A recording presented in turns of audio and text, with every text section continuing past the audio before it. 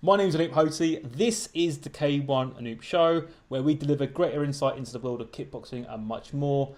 And on this episode, Kevin Ross joins us ahead of what will be his inaugural Bellator Kickboxing World title fight against another Italian, and Gina Carano also makes an interesting cameo appearance too. Hadouken! Since I last caught up with you, you've grown a lot more hair in your head. What happened? I don't know. That happens when you don't cut it. it's looking styled out though, so you have you have been maintaining it. No, I don't know what I'm doing with it. But I'm just focused more on training than. Yeah, Gina wanted me to grow it out. Yeah. So.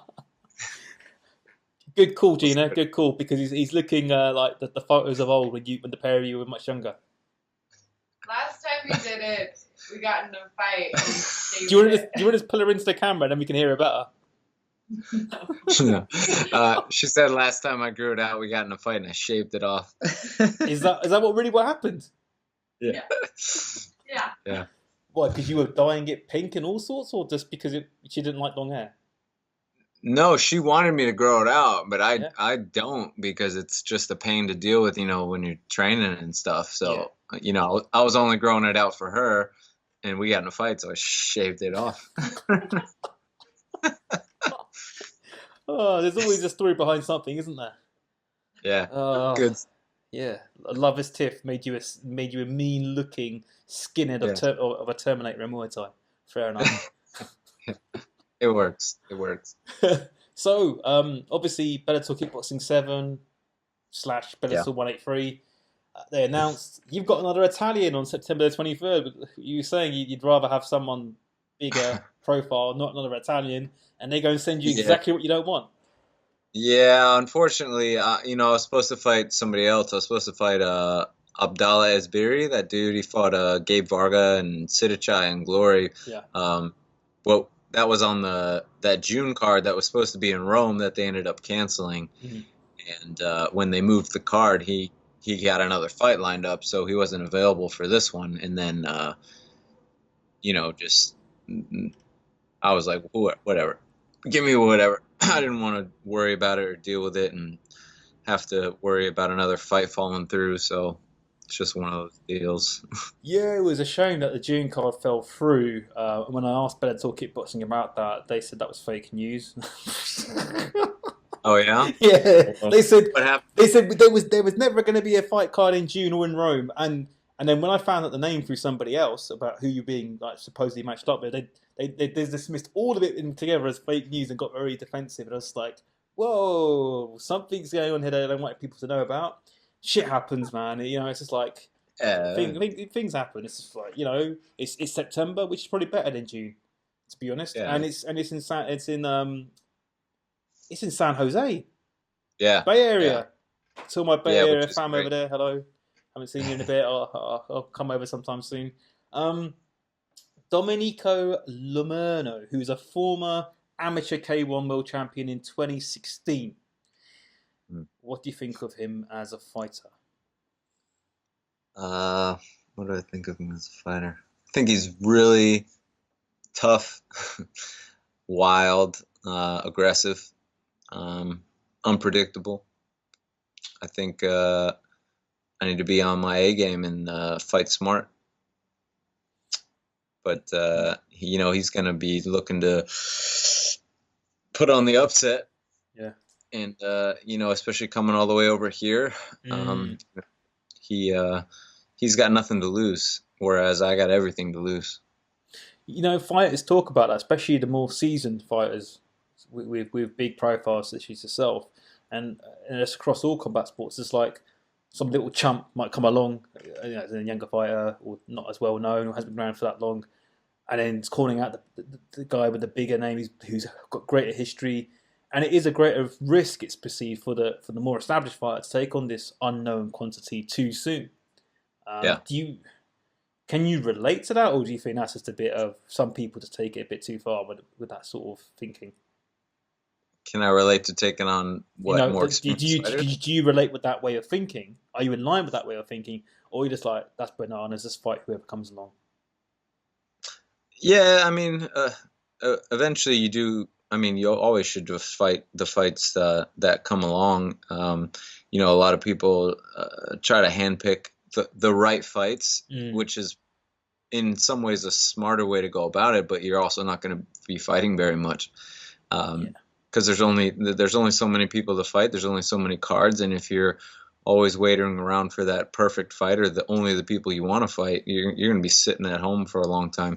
So, I mean, that's how I got so many fights coming up, was just taking anything, anytime, anywhere, anybody, any weight, any fighting style. You know, they weren't the smart fights at all. They were terribly.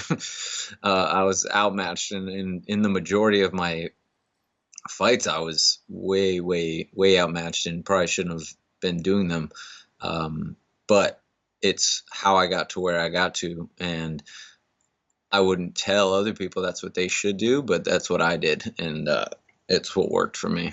You wouldn't tell people to say it for things you've done, but what would you advise upcoming fighters to do then? Because if getting idealistic fights are hard to come across on a regular basis, then how does an upcoming fighter or anyone else balance out, taking on fights that aren't ideal with keeping active? It's tough. I would say, especially in the beginning, you would just want to be as active as possible. Like get as much experience as possible, particularly when you're an amateur. You just get in there every day if you can. You got pads on and stuff, and shorter rounds and everything, and the level's not so high. So as long as you're staying healthy, not getting too banged up, then get right back in there. Because the more experience you can get, particularly at that level, the better you're going to be able to sustain yourself once you go pro. But as far as taking the right fights and not being stupid, it's different for everybody. It's just like going into a fight injured. I'm not going to tell someone they should go fight with a broken hand just because I did it several times, but that's something you have to decide, because you're the one that has to deal with the consequences, not me. You know what I mean? I'm not going to tell you should take something that could get you really hurt, but I mean, any fight can get you really hurt, but you have to be the one that's willing to deal with the consequences that happen, good and bad, after the fact. So that's going to be different for everybody. Yeah, some sound words there, peeps. You've got to weigh up. It's about calculated risks. There's a risk in everything, especially in fighting. But you've just got to weigh out the pros and cons, and if it's worth the risk, and there's something to gain, it's worth the reward. The reward makes it worth taking a higher risk. Then some might say, yeah, okay, I'll take it. But like you said, especially when you're early in your career or an amateur, you want to because it's not like Thailand where they're fighting since they're walking.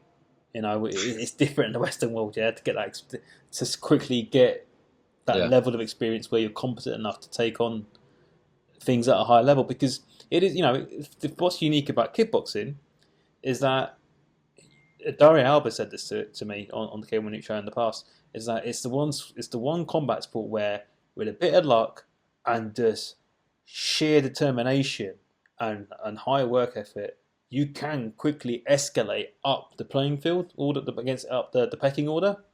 And let's be honest, like Lomurno, he might have been an amateur K1 champion a year ago, but he's got double-figure fight stats, if I recall correctly, and now it's landed him with a bit of luck, probably the management over in Italy and so forth. It's got him a title fight with you, for God's sake. Yeah.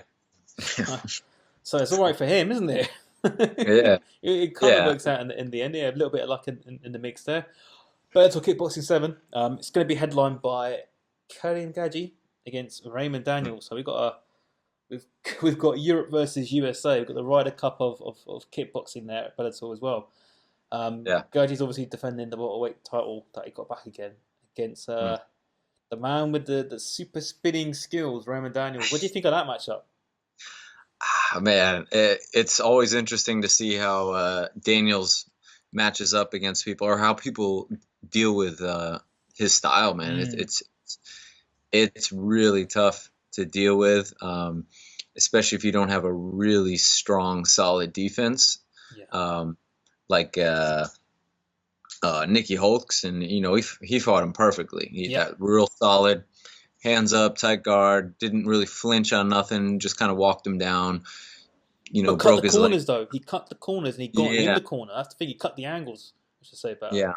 There's a really So good breakdown by I think it's Jack Slack or Lawrence Kenshin. One of them two did a really good yeah, yeah, breakdown on it. But then the thing is, like you mentioned Nicky Holzgen, but it's taken someone of Nicky's profile, yeah. caliber, I should say, to take care and deal with Raymond Daniels, but no one else seems to do it, do they? It's like you said, that tight guard and everything else, and the finer things that are involved.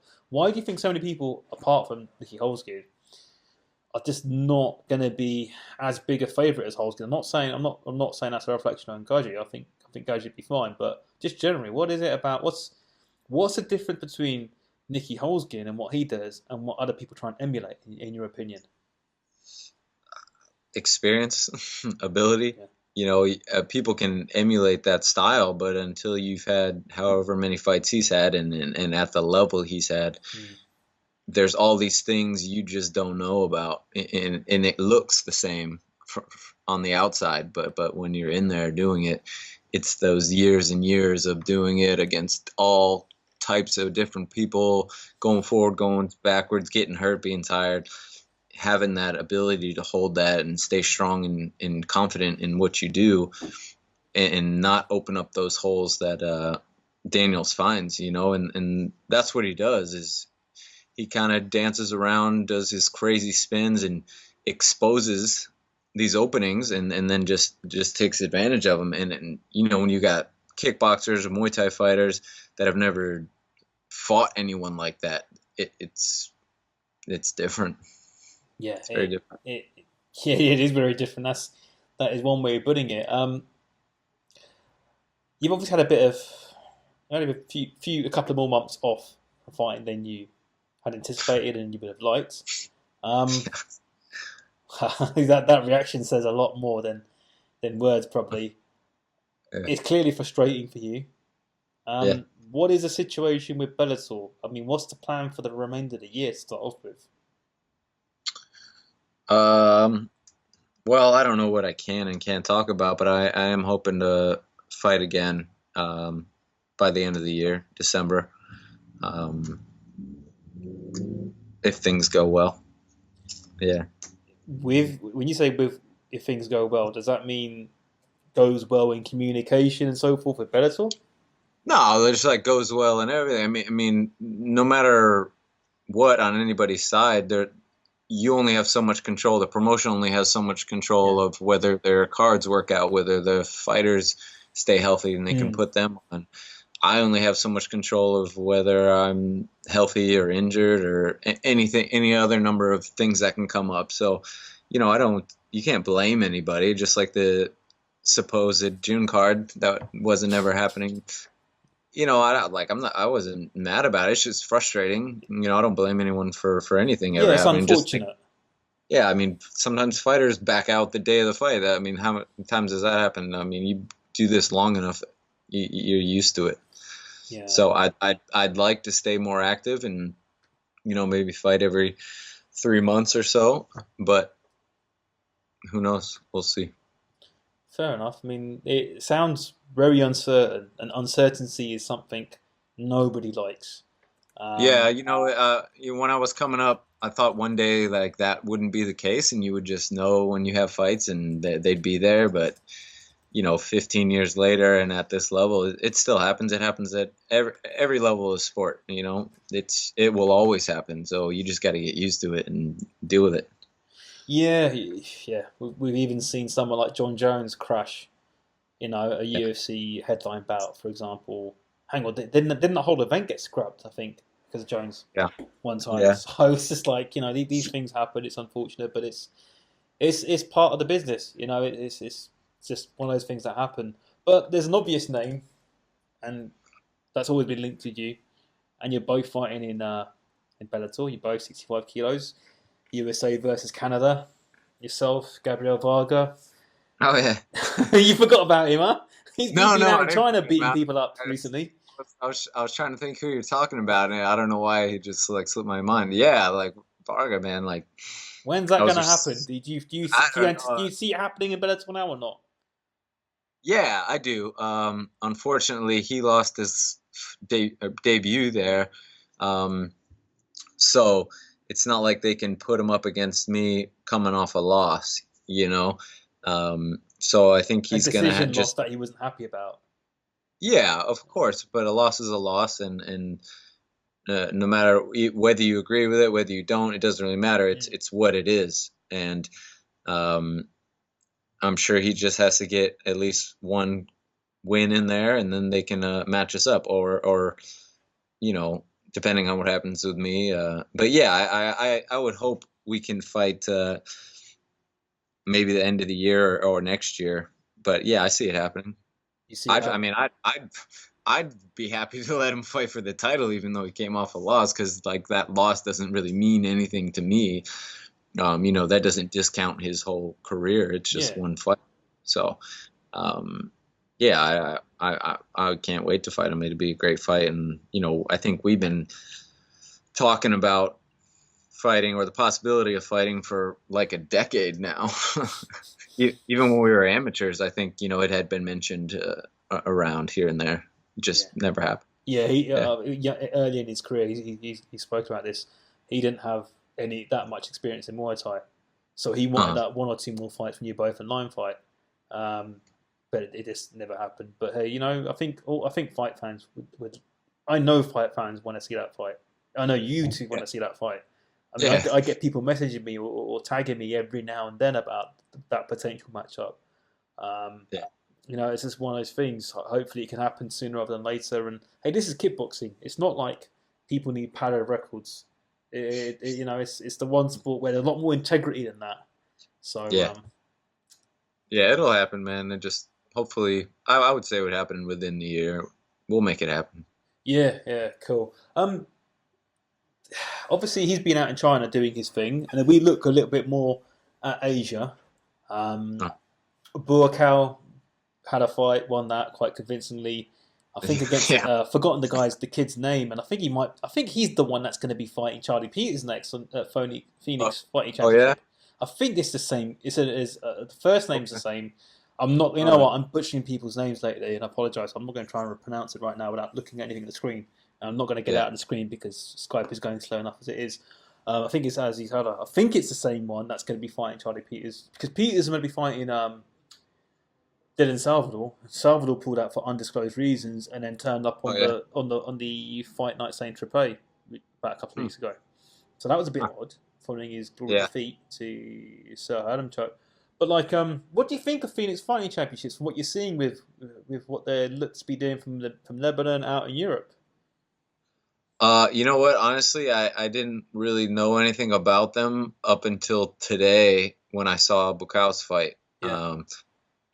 From that limited video, it looked like a good, solid promotion. It looked like they had everything in order and they were doing a good job. But yeah, I don't really know anything about them, so I couldn't really. I think comment. The fight that fight was on a different promotion. I've forgotten their name. Oh yeah. Yeah, but Buakaw has fought for Phoenix as well. They've had a couple of shows. Oh. Yeah, I you know, it's hard to keep track of which promotion it is. I just watched the fights. Yeah. That's a wibble that. Someone put the video out. We don't want tape delays. Oh, that's another thing. You know, because it's going to be Bellator Kickboxing 7's on the Bellator 183 card. They're not going to do a tape delay. It's in America, for God's sake. The problem is that, well, I don't know if it's a problem. I don't know why they do it. It's a split card where it's MMA and kickboxing. The MMA is the main card. There's only 4 kickboxing fights, but that's going to be aired live, and then we have to wait. No, man, just for 4 fights, we have to wait again. Yeah, and you know, it's really unfortunate, but we're getting there. You know, I mean, just the fact that we're even on TV at any time is great compared to what it used to be. So even though you got to wait a week, it's better than it used to be, and the promotion, and it's going in the right direction. It'd be great if it was faster and we were fighting live, headlining, and doing all that stuff, but it's not there yet. But I think Bellator is doing a really great job, and I believe they're doing everything in the right way. You know, they're not rushing it, which is a problem a lot of promotions have had. They've tried to go too hard, too fast, and they crash. So even though it is taking a while and it's a little frustrating because of that, they're really doing things right. Yeah, I mean, look, they've got Scott Coker there for a start. Bellator MMA is massive. But the thing that people keep, you know, when I talk about this with other people, what they always say to me is, oh, but look, they're bolting on. It's a couple of kickboxing fights onto an MMA card. They're not giving it enough they're not putting in enough marketing exposure. If they put a bit more, it would resonate stronger. I mean, people still are asking me a year later, how can we watch Bellator fights without it being, bootlegged on YouTube or whatever? And it's still something I haven't got a straight answer from the guys at Bellator PR department either yet. But if you look at the rival promotion, Glory, the UFC Fight Pass deal, Glory, they came close to crashing and burning in the early years, but 5 years later they're going really strong. I mean, when you see what's going on over there, do you ever think to yourself, do you ever think, Bellator, you better up your game sooner, or why didn't I go to Glory? I mean, it's not a nice question to ask, but I have to ask it. I don't feel that way because they didn't treat me right. I was signed with them. I signed with them the same week I signed with Lion Fight back however many years ago that was, and I had a contract with them for 2 years that they never used. And then for whatever reason, I was begging for fights, and it just never happened. And yeah, they didn't treat so many people too great. So even though they might be doing big things, that doesn't necessarily mean they're doing right things. Yeah, because this is going back to the pre-John Franklin as the CEO era, isn't it? This is going back to very early Glory. This is like 2012 to 20. Is this around 2012, 2013 for you then? Yeah. Yeah, right at the beginning. So I'm guessing they put you on a 2-year exclusive kickboxing contract. You couldn't fight for any kickboxing promotion, but you could do Muay Thai, yeah? Yeah. Things have changed a lot there with the personnel. The people you were dealing with, are they still there? I mean, can you say who it was, who signed you up, and who didn't? No, I honestly don't even remember. I just know myself, as well as talking to quite a few other people that fought for them, that there was a lot of things that weren't dealt with correctly, and fighters weren't treated very well. I don't know what the case is now. The most obvious person is Joe Schilling, who has said stuff and then sort of toned it down. Yeah, just listen to him. But it's just one of those things. Actually, funny mentioning you and Schilling. The pair of you been on Joe Rogan podcast, Joe Rogan Experience. He's hit 1,001 episodes as of yesterday. What did you think of the 1,000th episode with Joey Diaz? Did you catch it? No, man. I hardly ever listen to podcasts, unfortunately, unless there's somebody on I really want to hear. Yeah. Or somebody will send it to me and check this one out. But yeah, I don't actively listen to them. But yeah, that's awesome that he's done so many. I think they're always great. Yeah, they're really insightful stuff. What type of stuff do you consume then online? I just watch fights. That's it. That's it. You just draw really cool stuff and watch fights and get into fights, and that's about it. Yeah. How's the book writing getting on? Because I remember you saying that there were 3 books. Yeah. You're working on. How far have you got now? So it's been done. Just getting it finalized to go to print is taken a few weeks, but I think we're right there where it's going to get shipped off to get printed, and then I'll be able to distribute them within a few weeks after that happens. But yeah, I had to get Hans, actually, Molenkamp, who's the Triumph and Monster guy. He helped me out Awesome. because he knows that whole program, and I thought I was gonna have to figure it out myself, which is would have taken forever. So he formatted and everything, and got it over to them. I think he was just finishing it up this week, so hopefully soon, very soon. Oh, that's awesome. So I mean, actually, first, do you want to? I remember that post you put out there asking for people's help. But do you want to just sort of summarize what it was you got stuck with? Oh yeah. So I wrote it and put it all together, but in order for it to get shipped off the printing, it had to be formatted in a whatever program that is. Very specific file type. Yeah. So it's not like you can just stick a Word document on there and then. So it had to be formatted correctly for the particular size and dimensions of the book, and so that place could do it because they don't do it for you. They're just a printing place, and it was a lot of. It was actually more work to do that than it was writing it up. But you got there in the end, and it's great that Hans was able to help you with that. But then, Yeah. Are you still gonna because of like his involvement? Is it still going to be a very low volume published book, or is it going to go mass production now? I don't know, man, because like originally I was just gonna do like 25 to 50, and just send them to friends and whoever, and then I put that post out. I didn't even put it on Instagram. I put it on like my story and got 250 people wanting it. Yeah. So I mean, I don't know. Because I'm gonna put out a. Like a regular post and see what kind of feedback I get. I mean, the first one, I'm just gonna do the 250 or so, and once it's at the printing place, I can continually reorder them and stuff. So I'll probably just do that first run of a few hundred, and see how much of a pain it is to get to everybody, and how much I want to deal with it. But yeah, from there.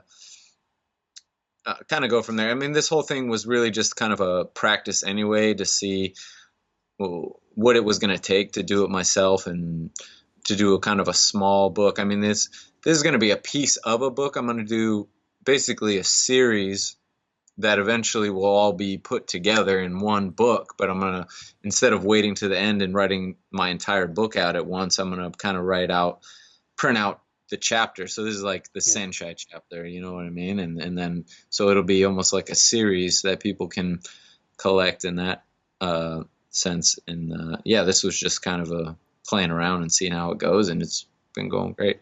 But if it's a series, like what comes to head straight away for me? I used to love reading Terry Pratchett's Discworld novels, and they're all one after the other. They're related, but they're indirectly related. If you were to do a series of books, are they going to be like that, indirectly related, a core theme to them, or are they going to still be directly related one after the other? Do you know that yet or not? Well, I mean, in the end, the whole book is going to be about my life, and mostly regarding fighting. And this is kind of the Sanchez fight is kind of in the middle. So this is like book 10 of 20, but I'm releasing that one first because that just seemed like a good place to start. But I'm gonna go back and kind of maybe do them in order after that.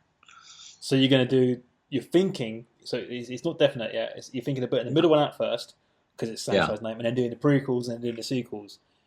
Basically, like that. So after this one, I'll probably go back to like the beginning, like starting a real just quick summary of starting my life out, and then getting into like how I got into fighting and how I came up, and then going into like the big fights leading up and kind of do it like that. But yeah, like you said, I haven't really thought too hard about it, but I do want to write a complete book on my story eventually, and this seemed like a good way to organize it, just by doing it in chapters instead of waiting till I'm done with my life. You know what I mean? Like, because there's always going to be more to add, there's always going to be more to put in there. So I'm going to just try it this way, see how it goes. Those real life stories in your career and your personal life up to now, there's loads of stuff, because we've touched upon some of it on the show before, but then but your story's not quite yet finished, so it makes sense to do another book following up later on because there's still loads more in your journey to go, especially now. You know what? It's funny actually. Now, like with YouTube and other social media, we've got vloggers. People are vlogging on Snapchat. People are vlogging on Instagram stories. People are vlogging on Facebook stories. People are vlogging on the big daddy itself, YouTube. If YouTube was easily available and the technological advances that kicked in a lot sooner when we were all younger, could you ever see yourself have like vlogging via YouTube back in the days? And is it something you thought about doing even now or not? Sorta. You know, I kind of, I don't know. I like to write. I like talking when people are talking to me. I don't do so good with just being the one to like put it out there. You know what I mean?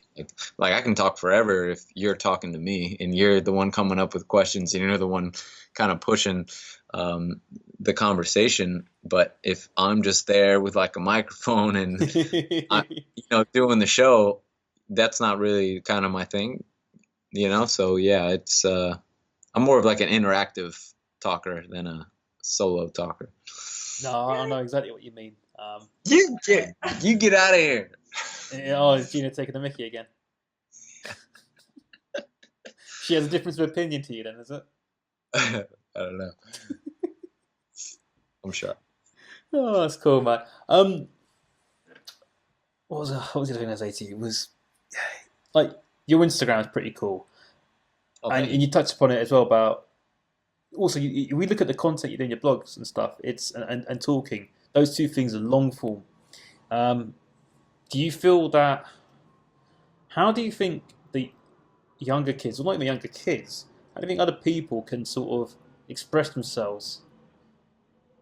Not how we know how, but if someone's trying to express themselves online or through whatever medium, what do you recommend are like 5 things they should bear in mind when they're trying to push forward their content, promote themselves? What kind of stuff should they be most mindful about? What are the 5 things you say that you can give as tips to anyone, whatever it is they're pushing out there online?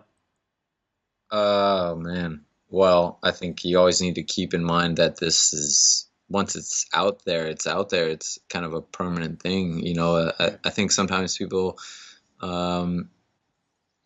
a little overreactive or over emotional about something, and they just like, it's so easy to put out there, and they do, and then you can't take it back.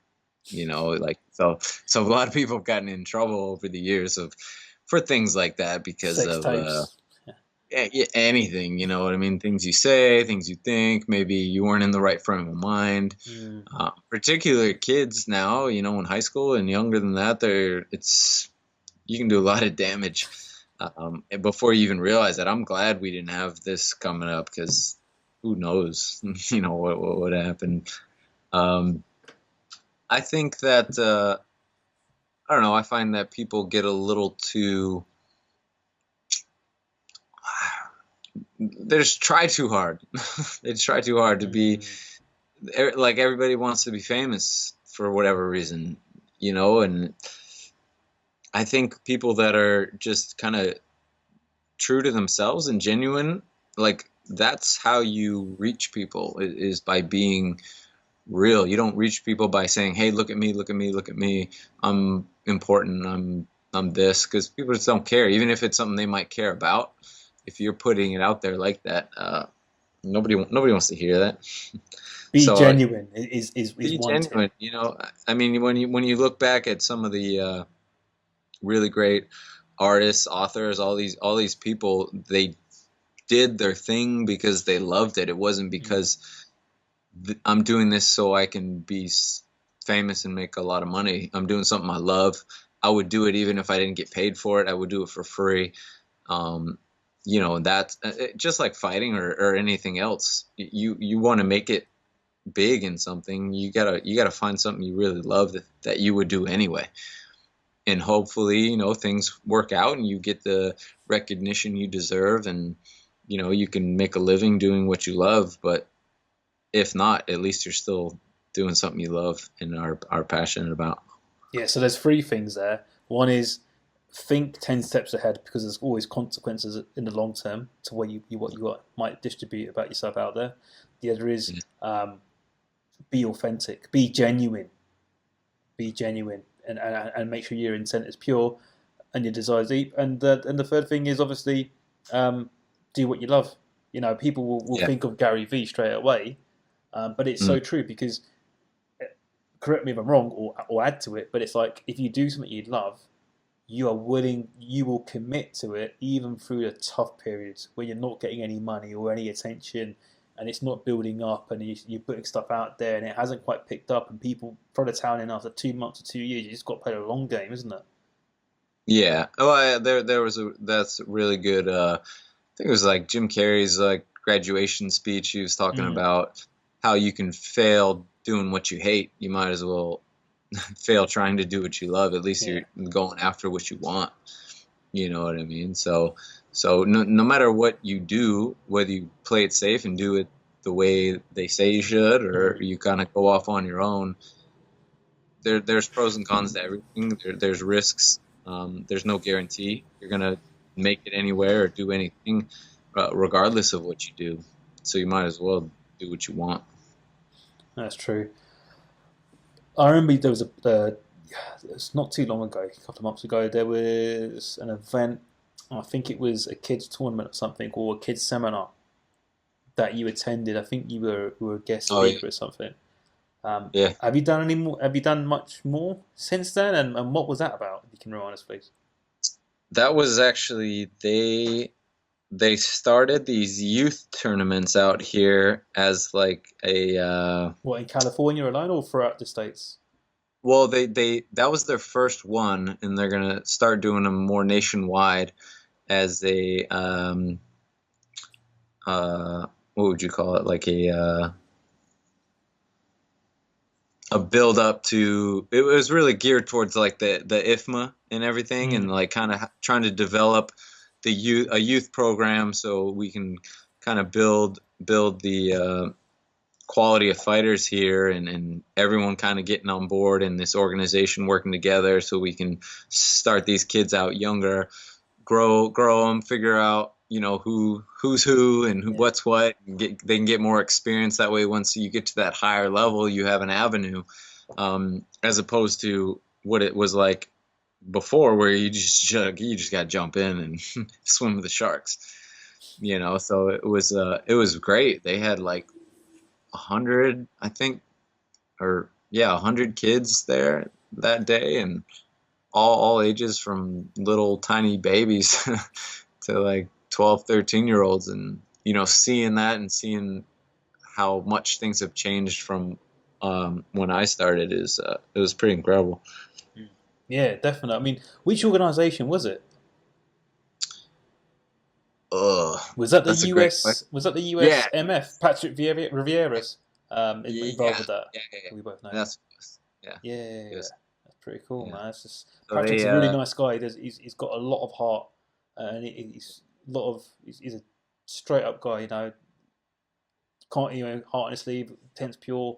All the things he does. Really nice guy as well.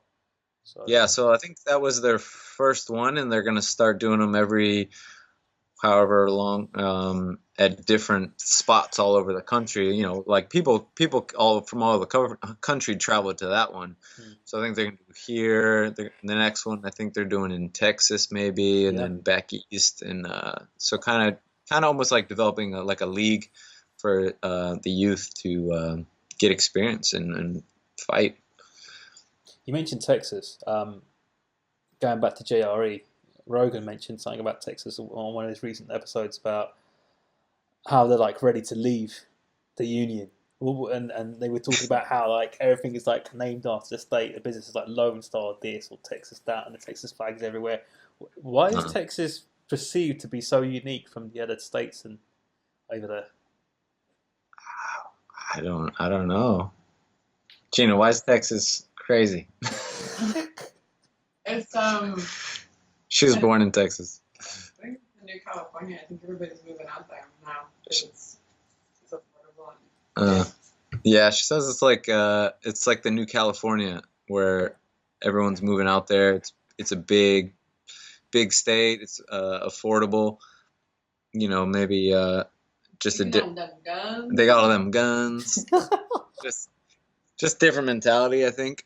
Different way of life as compared to maybe middle of America, East Coast. Yeah. You know, I dated somebody who spent about 5 years. Is it in the main city, Austin, out there? And she's from over here. She's a Londoner, and she spent about 5 years, like maybe 10 years out there working and living and stuff. And she was saying, I think city Austin is quite unique in that state. I mean, I don't know enough. I haven't been there. I mean, does Gina know much more about the city compared to the state? Because it's quite commercial, the sound of things. Artistic, and isn't Austin like the major musical kind of like? Oh yeah, is that Austin? Yeah. It's very artsy, musical. Yeah. Because I think that's actually where my mom lived for a while, and I remember going out there, and it reminded me of San Francisco a lot in the way that it was just very, very artistic, very musical. Yeah. I think that's where Onnit's Aubrey Marcus are. Yeah. But really, like, yeah. Yeah, it's a different place. Like that's the thing I think with Texas is that there's so many different styles of areas. You know, it's not just guys in cowboy hats. You know what I mean? It's very like diverse with their interests. Yeah. Yeah, they're very diverse. They're very diverse, and I would say the same thing about California. You know, California is a huge state. Depending on where you go, it's very, very, very dynamic, very different. Yeah, lovely place. Whenever I come, I'm always in the Bay Area. I love it. Yeah. I've got to do is it Route 1 that goes from north down to south into Mexico? Yeah, I think so. I've got to do that next time I'm out there. My cousin was saying to me, just get a car to drive up, down into Mexico, and then come back. If you survive the vampires. I drove, after I fought Tomahawk, I drove from here all the way down to San Diego on the coast. It was beautiful. It was great. Yeah, it is. I've been to Half Moon Bay, is it? The beach along there. Oh, it's beautiful. It's absolutely beautiful. But yeah, I mean, it's all good getting our memory lane. But looking ahead, September 23rd, you're back in the ring. Yeah. Hopefully something will come about sooner rather than later towards the end of the year then. So we're looking at now in December, most likely, is it? Or before then, you reckon? Yeah, hopefully December. Hopefully early December. Yeah. We'll see. Is there more chance of you getting a fight in or before December than Donald Trump lasting 4 years as a president? I don't know what the odds are on either one of those, so.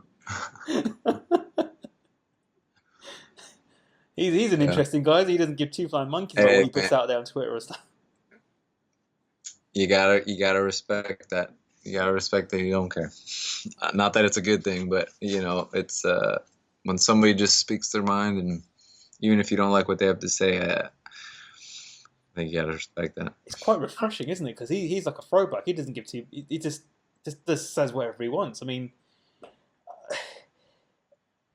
you know, on the TV screen, on the internet, things are portrayed in a certain way that he's like the devil or something. But the U.S. economy seems to be doing just about all right, isn't it? There's reports that it's slowly improving. Hello. Hi. How's it going? I'm good. How are you? Not bad. I could just about make out your face there in the corner. She's hiding. I thought I'd just pop in. It's nice of you to do that. We're not boring you about Donald Trump, are we? Oh, are you guys talking about Trump? She likes to talk politics. I don't. No, I don't. I don't. So, I thought you guys were talking about Conor McGregor. You guys were talking about Trump? Trump's more interesting than McGregor. That's a terrible accent. Sorry to everyone in Ireland. Oh, that's bad. Good remarks. Yeah. Okay, so you guys are talking politics. I'm gonna go. No. Okay, McGregor. McGregor Mayweather. Who's gonna win? Not the fans. Wait, what? Said who's gonna win, McGregor or Mayweather? Oh, McGregor or Mayweather. Who do you think? See, I'm excited to watch Use your brain. I'm excited to watch it, but Kevin doesn't. I don't even want to talk about it. I don't want to talk about it. Okay, Kevin, why are you so insistent with that. And Gina, you sound like you've got more of a nicer answer. Yeah. Well, because she likes the show. She likes the. I mean, I do respect the fact that he's done what he's done and gotten to this point, and talking about McGregor, and he's doing something nobody's ever done. I definitely have respect for that, but I don't think it's a good thing for anybody other than some people's wallets, which I don't think is ever a good thing in the long run. You know what I'd like to see? I'd like to see I'm them, talking. Oh, sorry. I'd like to see them like donate some of that money, and I'm sure they do on their own, but like maybe donate it to some of the fighters that are coming up. There's so much money that they're making that, I mean, and it's great that they can do that with both their names, and it's, they're both incredible fighters, but maybe do something good with it instead of, I mean, those press conferences were just kind of heartbreaking. Like, you have all these people paying attention to you, all these millions of viewers, and you guys want to get in each other's face and spit all over each other for like 2 hours, like I feel like they could use that microphone to say something positive and good, and they can use this to like really reach out and touch people. So I guess that's my thing. If you're gonna have that spotlight, you might as well use it instead of like, I got some bitches and hoes and money and exactly. You know what? Actually, you know what really miffed me off. You know what I found really cringy about all these press conferences, Gina, was like you got the pair of them calling each other bitch this, bitch that, and I'm just like, I'm just like, why that word? What I mean, when you saw that, you must have cringed a bit. It's like, what the hell? Well, I just thought it was. I think I understand that they have to sell this show, and obviously this whole fight is about a show. But I mean, like, I personally like people like when are the fighters that are like they don't feel like they're in the WWE and have to like present themselves like that? When are those fighters going to become more? When are we going to get tired of like seeing the show and actually just get curious about these people's lives, people that are in the grind every single day, and like we're doing something with Kevin right now so we can like help tell his story, and his story is fascinating, and there's a million fighters out there like that, like, and I'm sure that McGregor and Mayweather's story is fascinating, but they're putting on this act, and I'm not interested in the act. Like, that's why you go into the movies, you act. Like, I'm interested in the person and the fighter, because it's the deeper stories, because there are real life stories in the sport. But if we're just going to be going for flash in the pan commercialism, which sells, it's about getting the balancing act. It's about appealing to the mainstream audience, but also looking at what's more far-reaching, what's wider reaching. Because if you don't do that, then there is no legacy. It's just going to be some bunch of pay-per-views, and everyone's going to forget about it, and it's going to have no longer-term impact that did any good in the slightest for the wider world. And not only that, you feel empty afterwards. You're like, we just caused all this hoopla about this big fight, and afterwards we're all going to feel like, oh, like, well, that made me feel empty. Whereas if you get to know these fighters, if you get to know a story, and if you stand up for something important and help people along your way, and I'm sure Mayweather and McGregor both do that. I just think that when you have that kind of stage and that microphone, you can do so much more with it than spit on each other and like, like say all this stuff where people are just like, oh, well, that, I mean, after the New York press conference, I was like, ugh. I knew that they were on their like private jets to like London, and they were like, shit, that didn't work. We have to change up the storyline because the crowd was not into that one. And then they like, they kind of made it a little bit more civilized in London, and it like kind of brought it back. But yeah, they need to, I feel like if somebody like Kevin had that kind of show, no matter who he's fighting, he's always putting out their positive and love and light, no matter if he wins or loses. And like, those are the type of people I feel should be making the millions. Yeah, I mean, because, Kevin, you're real. Kevin, you give it away. Real. There's no, I mean, Kevin gives everything away. Like I mean, you only need so many millions, and it's like shit. Yeah. I think it's who is it? I think it's Brian Callen said, you don't want to be stanky rich, like millions upon millions, because then you just like, you've got more money than cents at the end of the day. But it's more, you want to be able to go out, spend your money, whether it's food, drink, whatever, with your friends, and not worry about what's on your card. what's on your debit card, not your credit card. You want to use your debit card somewhere, and not worry Yeah. about what's in the bank, and then you can afford your means of living, because we can't take it with us, and even the next generation, the offspring, there's only so much they're going to use of it. Yeah, and it's kind of good for the next generation to kind of work for it too, because like there's something when you have to work for your own money, and when you've made your own money. Like my Papa Don was like, he sat all of us kids down, and he's been a very successful man, and he looked at us and he was like, "This isn't a free ride, guys. I don't think you guys work for everything. You go to school, you work hard, you become your own success, So like we're all like, oh shit." But then, okay. It's like the type of characters, personalities that the pair of you are. You've come through combat sports in an era where there wasn't any of this fame. There wasn't any of the crazy money. Well, you know what? It's not crazy money. There weren't the type of rewards that there are now, starting to reach out in kickboxing, and even Muay Thai. And it's like the pair of you had a lot tougher. I mean, like, we're all about the same age. We've all grown up in a similar type of world, and you had more challenges. People criticize millennials for this, that, and the other, but it's not even about a millennial thing. It's just you have to work hard to get to where you are today, isn't it? That's the bottom line. It's not. There's no shortcuts, which people are always looking for.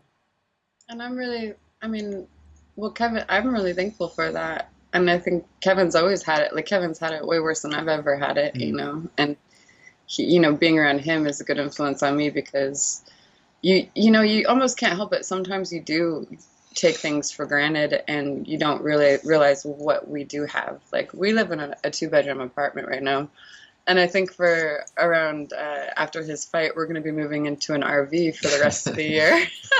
Not because of any other reason, but that we just kind of want to, I don't know, we just kind of want to go see the world a little bit and not have to be so locked down to one place, like an apartment. We always have to come back to the apartment. We want to get in an RV, and we want to go see and be in the nature, and be around family and bug our families and sleep in their driveways. Because you're in this is the thing, that you're in a humongous country. That the landscape you have there is just like you were saying, Kev, like California itself. I mean, I just get stuck in the Bay Area whenever I'm out there. It's huge. There's so people like lambast Americans a bit unfairly that allegedly or reportedly only half the country has passports, and unfortunately, being over this side of the pond, it does cut. Americans through the media and other stuff do come across are sort of portrayed as being a bit insular, but it's not until you get over there and you hang out with a whole lot, you're all normal like us, like the rest of the world, And it's just like, there's so much, you've got every different type of terrain, every different type of climate in the North Americas, in the USA. It's very easy to like forget about the rest of the world, isn't it? It's not about a rebellious thing about being independent from the British Empire and having baseball and having basketball, which are totally different to the British influenced sports. It's about, you've got everything out there, but how much do people actually get to see of their own country? I mean, I'm just as bad over here in England. My mum's from, I say up north, she's from the Midlands, but it's like, how much of like, I've never been to Scotland, I don't think. Scotland's only like 200 miles, 300 miles up there. I've not been north of Hadrian's Wall ever. I've been to USA though. I've been to Phuket. I've been to India. I've been to Morocco. I've been Canada. Yeah, been to we haven't. I mean, we actually drove across America once, a decade ago, and we fought for 48 hours and didn't speak. We didn't speak for 48 hours.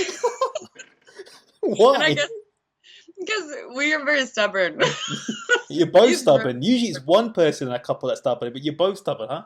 Oh, we're so stubborn. We're competing for stubbornness. Out of our stubbornness, we compete for stubbornness. I win, I think, but it's interesting you mentioned the stubbornness. I was talking to D. James before, and he was saying everything that he's been through, battling cancer when he's a kid, he developed his stubbornness and his strong-mindedness got reinforced because of those experiences.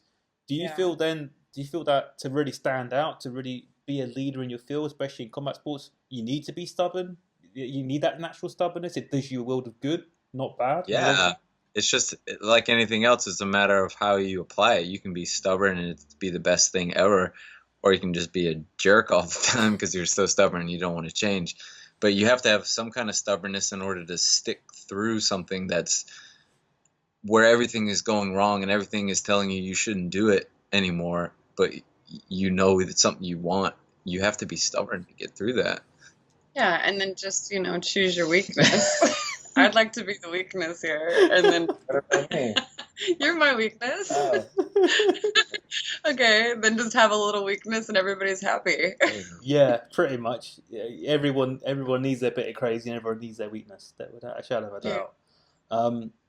Looking a bit further ahead, beyond this year, what like long term, like that word legacy again? What kind of is it? What's the word I'm looking for? Is it imprint or whatever? What kind of impact do the pair of you want to have? Not just on the community local to you at home, but across the world, because everyone knows the pair of you. Like all of us that are in Muay Thai kickboxing, we know of the pair of you, and obviously you have a great deal of influence over there in the North Americas. The things that you're doing, have done, and you're driving towards, your journey's going towards. Where in the grand scheme do the pair of you want to be remembered, and what kind of impact do you want to have on the world as a whole? I think both of us want to take what we've been able to do in combat sports and the people we've been able to touch through that and expand that to other areas of life, other fields. Use all the things we've learned through that and realizing all those things apply kind of across the board, regardless of what you do in life. The lessons that you learn through fighting, especially, can be applied to just about anything, and going out there and learning about those other fields and other people that have done similar things just in a different area is something we want to do. And like we were talking about, learning about people's stories and hearing about the things you don't hear about because for whatever reason, just like this Mayweather fight, there's so much hype behind it, but there's so much realness behind that. Like a lot of people get focused on the hype, but those guys, they train their asses off. They put in the work. They've paid their dues, but we don't get to see any of that because we're too busy focused on the show. When like those guys, like they're in the gym, they're killing it all the time. But the only thing that gets shown to the world is the fake stuff. Yeah, and I think that if me and him both, like separately and together, like if somebody can look at us and have like a little bit of a breath of fresh air, like if they can breathe easier, if like by just living our lives and following our passions and our dreams gives other people an opportunity to just breathe easier and realize, okay, we're not like crazy, we're not alone. Like we're out here too, struggling right in front of you. I've struggled out in front of everybody my entire career, and I understand now why that is. So I've had more and more people hitting me up lately on my phone that says like, hey, I'm having a tough time, and I'm starting to realize, okay, maybe all the tough times we went through or everything that, we've been through is to help others. And I think more than any, like people need that right now in life. People need a little bit of a breath of fresh air out there. Yeah, especially with all the craziness going on in the world. Yeah. Well, I should say Western world, because like the third world has always been struggling. But then in the Western world, the first world, whatever you want to call it, we are definitely our own worst enemies, and we've got all the facility, we've got all the advantages that the rest of the world wants, yet we kind of squander it and self-sabotage. Yeah.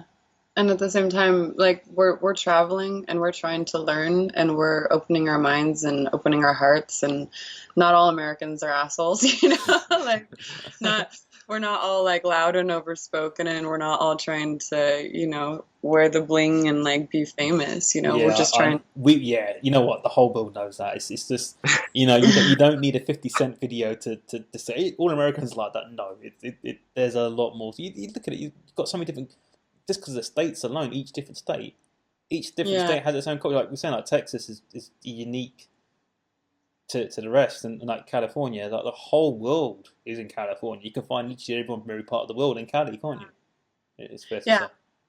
I think that maybe more and more, like, people like me have always been introverted and a little bit quieter in public situations, but I think the more and more we're starting to realize that we probably need to start speaking up a little bit. We probably need to start sharing our stories and start sharing our lives with people, because like hope is a little bit, down right now. The only people that are like out in front of everybody's faces are like the ones that are getting ass implants and like, like Yeah, what is that? I don't get that. Just go and do some sharing their beauty. squats.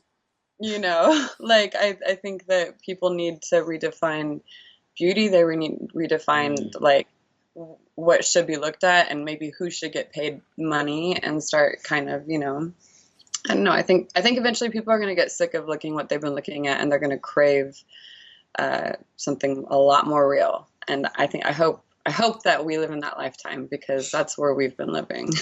Yeah, I think that we're in a very fast changing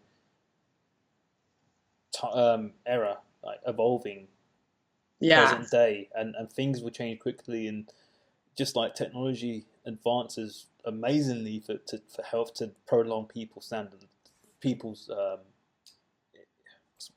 people's extension of life, their standard of living, their healthcare, just like that's improving. Online technology is improving. Stuff to do with NASA is improving. There's so many groundbreaking things. I mean, you look back at like when we were all say 20, 19, 20, 21, the mobile phone we had in our hands then, like a Nokia 8210, compared to an iPhone 6, 7, or whatever's out now, it's like what the hell's going on here? Someone time travel. If we got zapped in Doctor Who's TARDIS from back when we were like in our late teens to today, we'd be like, what the hell is this in my hand? This is a weapon. It literally, it is, isn't it? In a way, it is used as a weapon by nutbags out there who without, And if the nutbags are going to use it, then the people that aren't should start using it more. We have to keep up. We have to keep up with putting our perspective and our light out there. And like everybody gets so upset about social media, but I find it refreshing, because I only follow people that I find encouraging. I only follow positive accounts. I love it. I actually have a really good time on the internet, because if people start coming at me negative, like I delete and put them, or like block them or whatever. Yeah. I have a really nice time on the internet personally. I'm like, you guys are following and keeping up with the wrong stuff. You have to like customize it to your own kind of like yourself, and keep it positive, or keep it Yeah, that's true. I mean, the thing is, it's like it's the other thing is that like you said that people got to reevaluate beauty, and you mentioned about arse implants and all that sort of stuff. Now, obviously, you're going to get through social media. There's going to be a lot of women out there and young girls who know what you've done, whether it's told to them what your achievements in fighting, being a strong person, going through all of that before all this fame and fortune that the less talented fighters get, to be quite frank, and no one can really disagree with that. They do, that they're bananas. That's my opinion, but it's like you've capitalized on that. What do you say to younger females, or females that have their own battles? What kind of things do you say? Look, just bear this in mind and focus on these core principles from your experiences, and you'll progress. You'll get to where you want to be. I think I never really had anybody that I really looked at that I said, okay, she's doing this, so I'm going to do this, or I'm going to be exactly like this person, or I never said I wanted to be exactly like any female fighter, because I didn't really know anybody except for Layla Ali. I knew Layla Ali boxed, and then I knew there was some female fighters on the circuit, but like I didn't really want to make myself to be like them. And I think that's what women should do. I think that they should quiet the noise a little bit, listen to themselves, and create their own path. There's no like way to get from point A when you're born to death. We're all gonna die. Yeah. So you might as well there's no correct way. So you might as well do it how you feel it, and how you see it, and how you can picture it. And and create your own path. Like, you know, I don't know. I think that works for me. And when people tell me, okay, you can't do this, you can't do that, I'm like, how come? Like, that's what, I mean, this person's doing it. Like, I can do this. Like, like you have to keep acting for the rest of your life. You have to keep fighting for the rest of your life. You know, like, I don't think I mean, I might be a little bit of an eclectic person, but I feel like there's no limits. I can do anything, and I can just kind of keep on carving that path out for myself. And you know, that's what I think. Carve your own path. No, it's very sound words indeed. The pair of you obviously got a natural abundance of confidence, you know, because you do what you do. But obviously, the self-confidence wavers. When it's wavered for each of you over the years, how do you then focus on not getting too down and out about stuff, not letting any negativity or self-doubts take over? How do you restore that self-confidence and that self-belief and retain your self-esteem? Because you've been through the hurdles, a pair of you. You surround yourself with, I call Kevin my Denzel Washington. He's like, which version? The Equalizer, Training Day? There's quite a few, you know. Oh, Training Day. No, Denzel Washington, the one that does the interviews and he just kind of spits the truth, like, you know, like the real one. There's some people out there like that, and Kevin's very much like that. So I call him my Denzel Washington, because if anything, I go through a lot of those dips. I mean, a lot more severely than I think you probably do. And so, you know, you surround yourself with people that are going to help you out and be honest with you instead of maybe be yes men all the time. Yeah. Kevin's a lot more like, you know, every once in a while he'll have like this weird dip and I'm like, whoa, what was that? You fluttered. But that's usually like before his fight when things start getting emotional. But I understand that as a fighter that, you know, like, his emotions are going to start getting a little bit more interesting the closer he gets to his fight. So I know when to back off and be like, okay, this is like, it's not about me right now. But I know you surround yourself with people that are going to be honest and kind of uplift you in your heart, I think. Yeah, I think it's important to remember that it's okay to be down sometimes. Like sometimes we get so worried about like, I shouldn't be depressed, I shouldn't feel sad, I shouldn't be this or that because things are so much worse for other people. But it's healthy to feel those things. It's not healthy to stay there. Yeah. But I think it's important sometimes to be down. Like you lose a fight, you feel depressed, like, so you don't want to do it again. Don't pretend like, oh, everything's okay, it's not a big deal. It's not a big deal. Why are you doing it? You know. So I think it's important to go through those emotions and go through kind of that cycle of getting down, building yourself back up. And yeah, if you have the right people around you, or even if you don't, maybe there's people you can look to for that support. And you'll get stronger through it by going through those hard times is what really will make you better in the end. Yeah, I think a lot of the people down, they stay down, you know. Like they can't figure out how to pop their head back up and like breathe. I know what that's like. So. But what about when you're lonely? Like, you know, it's awesome to have supportive people around you who aren't going to tolerate, you know, like a true friend.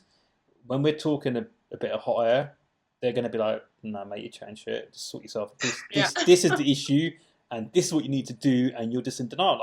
I've had that. Like, I've had my best mate say to me, like, I've had to deal with some issues from the past that it took me a lot longer to actually face up to it. And it's like, you can't keep ignoring this. This is a constant theme and it's going to affect you going forward. And then you finally wake up to that and you start taking baby steps towards overcoming that so that you're not fucking up everything. But then for most of that journey, like, I was on my own. I mean, for other people, you know, if you're on your own, what can you focus on? Because like, I fell short. I mean, I can. It's probably more qualified to get someone like yourself, Gina, to say what you did in those lonely moments to overcome it. Well, we were both, I mean, we haven't been around each other. We're both lonely people, actually. We're both loners. we dated, 14 years ago, took a decade off, and that was a very lonely decade. So we went through some dark, places around then. And even still, even though being together, like, I think I hit dark places all the time. And all I know is, like, with maturity, you stop doing, like, whatever self-harming thing that you're doing that's hurting you, that's not helping the situation. And you go outside and you start breathing, and you wake up every morning and you start being thankful for the things that you do have, like whenever I'm depressed, I'm like, gosh, I don't have the right feeling when I'm waking up. You just count on your hand, like, the things that you're really grateful for that you do have. And then, then go out into the world. And I mean, I love going to the grocery store. I can just, like, see people and smile and just be like, wow, there's, like, life is so precious and valuable. Like, we're so fortunate to be here, There's other days I want to ram people with my grocery cart, but when I get back inside. See, you're totally normal, like the rest of us. All right, I have to go to an appointment. It was nice meeting you. You likewise. Thank you for your time. It was great chatting to you. Yeah, sorry for bombarding your guys' thing. No, it's no problem. I always keep deep when I'm involved. Cheers. Oh man, it's true now. That hopefully there are other people out there who those words of wisdom for the pair of you will resonate really well with.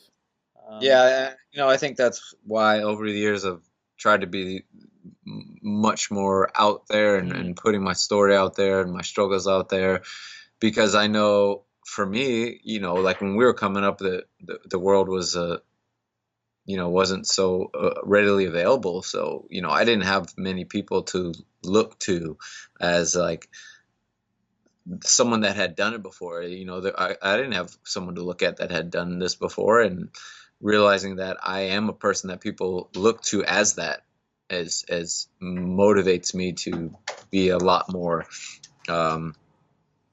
vocal about all the things that I've had to deal with and things that I go through, because I know it'll help someone that's going through the same thing. Yeah, it's like you said, it's like using that influence in a positive way, not about being fake and putting on a hoo-ha, but a show. There's showmanship, but there's also there's genuine character. There's realness. We're human in the day. We do things as communities to help one another. That's the bottom line. If we can't do that as people of influence to some degree, then it's a bit. It's not very useful, is it? Yeah. No. Cool. All right, let's call it a night. Because this has been some really good stuff, and I was looking to schedule it about a week or two ahead, but I'm gonna stay up and put this out for tomorrow. Cool. Yeah, because I'm actually getting better with the YouTube now. It's taken me a year to get to grips with the YouTube. Like, I put out Myrtle Grownheart's interview on the weekend, put it out on a Sunday instead of Saturday. But like just the things to do within the YouTube infrastructure, and I got the results within 24 hours that I hadn't got before with Myrtle stuff out there before. So, So yeah, there's some UK Muay Thai stuff going up tonight.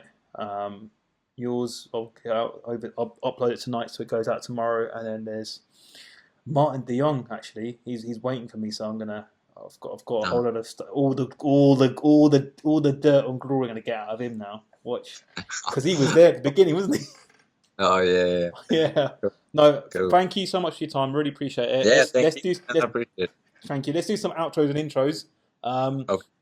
In closing, social media. Where can everyone find and follow you, Kevin? So Twitter and Instagram are The Soul Assassin with the DA, Soul Assassin. Facebook, I always forget Facebook, but I think it's Kevin the Soul Assassin. No, it's Kevin Ross. It's Kevin Ross. Your Facebook page is simply Kevin Ross. Oh, well, there you go. You know more than I do. But it's pretty easy to find. You just Google my name and all that, it'll pop up anyway. So and the blog and the YouTube channel. I found your YouTube channel the other night because I'm like getting better with YouTube stuff. The YouTube channel and your blog. Where can people find that? Yeah, I don't even know what the YouTube address is. I wanted to get it will a be special. people watching this on YouTube. In the description below, there is a link to Kevin Ross's YouTube channel. Yeah, because I posted all my lion fights. They let me put them all up. So all the ones people never saw, all the ones, every fight I've ever had for lion fight is up on my page. Yeah, awesome. Yeah, so and then yeah. Your Instagram's the main thing. So yeah, that's the main one. That's at the Soul Assassin on Insta.